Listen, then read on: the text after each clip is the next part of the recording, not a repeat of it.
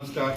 काल दिनांक 18/8/2026 रोजी जुन्नर तालुक्यात आळेफाटा पोलीस स्टेशनच्या हाती पिंपलवंडी नावाच्या गावात दुपारी 2च्या दरम्यान एक 25 वर्षाच्या युवकाने त्याचे हिय समाजाच्या एक 10 वर्षाची मुलगी जे त्याचे घराची शेजारी राहत होती आणि त्याचे ओळखीची होती, त्याला ते पेरू खायचे या नावाने तो शेताकडे घेऊन गेला आणि गावी बाहेर साधारण 1 ते 1.5 किलोमीटर पुढे जाऊन शेतात ऊसाचे शेत आणि पाण्याचा एक ओढा आहे, त्याच्याजवळ त्याने त्याच्यावर लैंगिक अत्याचार केला आणि लैंगिक अत्याचार केला आणि त्याची हत्या करून टाकली. याबाबत घरच्याने ज्यावेळी मुलगी संध्याकाळी 4-5 वाजता घरी दिसली नाही, त्याचा आजूबाजू शोध सुरू केला.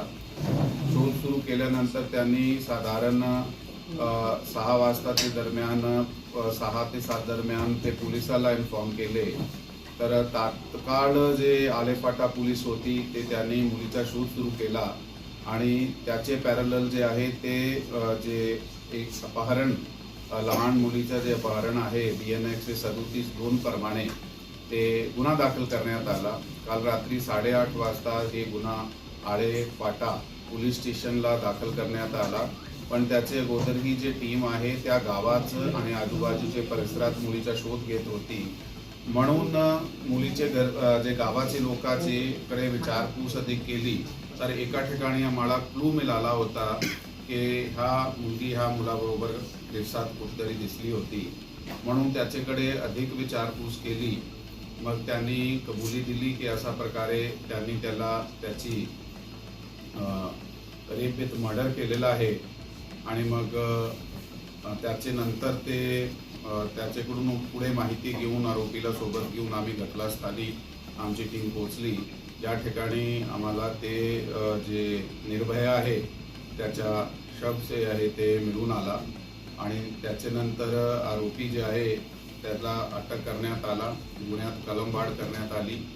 पुण्यात कलमवाढ केल्यानंतर त्याला अटक करण्यात आला आणि जे निर्भया आहे त्याचा इन्क्वेस्ट पंचनामा आज सकाळी झालेला आहे.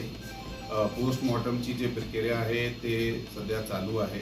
गावाचे लोकांचे जे प्रश्न होते त्याच्याशी आम्ही स्वतः भेटलो आहे आणि त्यांना आम्ही आश्वासन दिलं आहे की ही जे वाईट घटना घडलेली आहे, दुर्दैवी घटना, त्याच्यात आम्ही 15 दिवसाच्या आत जे आहे ते चार्जशीट जे आहे ते माननीय कोर्टात दाखल करणार आहोत आणि त्याच्यात जलद गतीने जे आहे ते पुढे तपास आणि प्रॉसिक्युशन होईल याबाबत त्यांना सांगण्यात आले.